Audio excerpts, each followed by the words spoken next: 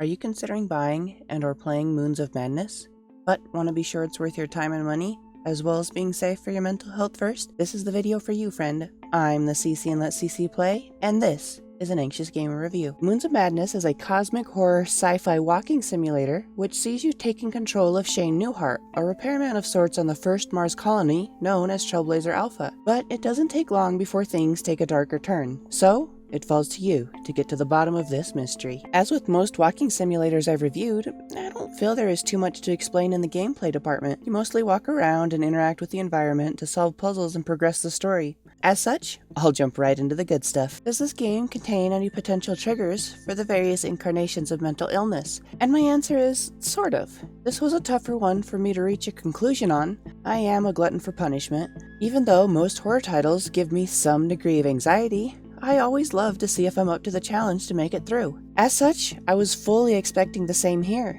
but I never really felt tense, and the few times I jumped, it was hardly a jump at all, more of a light startle. That said though, as with most things, mileage can and will vary. I feel the people who would struggle with this game are people with anxiety, and as always I will include some clips of what I consider to be the worst this game has to offer, so you can decide for yourself. I try to keep my clips spoiler free, but what I consider a spoiler might be different from others, so I'm still going to give a minor spoiler warning here.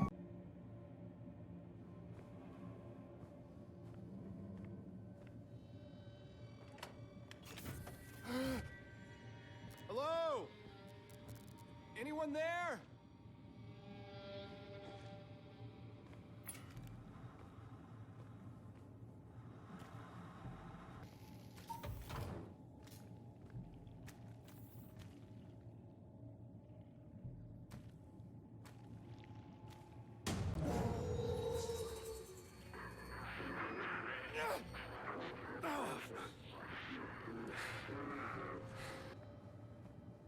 Come, blow out the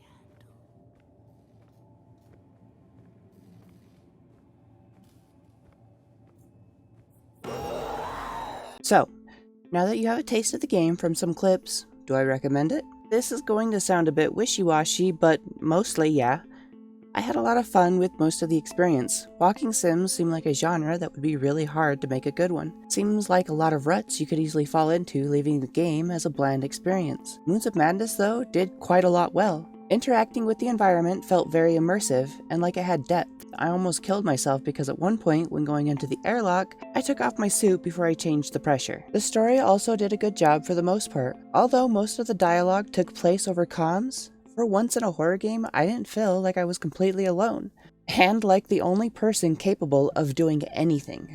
I really enjoyed that change of pace since most horror games just drop you by yourself into the location, and you bumble around, and if you do meet someone, they die within 5 minutes. Honestly, my only major complaint is the ending. As I try to avoid spoilers, I'm not going to give any specifics, but for the entire game, I kept chugging through wanting to see what came next. Now, given it's a Lovecraftian cosmic horror themed game, I was fully expecting a bizarre, ominous, sad, or some combination of the three ending. But instead, I kinda feel like the game just threw in the towel at the 75% mark and came up with a quick ending to get it done with. I still recommend this game though. I had a blast with most of the puzzles. It was pretty to look at and I felt really immersed most of the time. I think for the average gamer you could expect 5 to 7 hours to finish the game, so with that info you can hopefully decide if you want to pay base price or wait for a sale. As always, I deeply appreciate it if you could give me a thumbs up. If you're interested in more Anxious Gamer reviews, I try to get out one a week, so hit the subscribe button and turn on that notification bell. If you do pick up Moons of Madness, or already played it,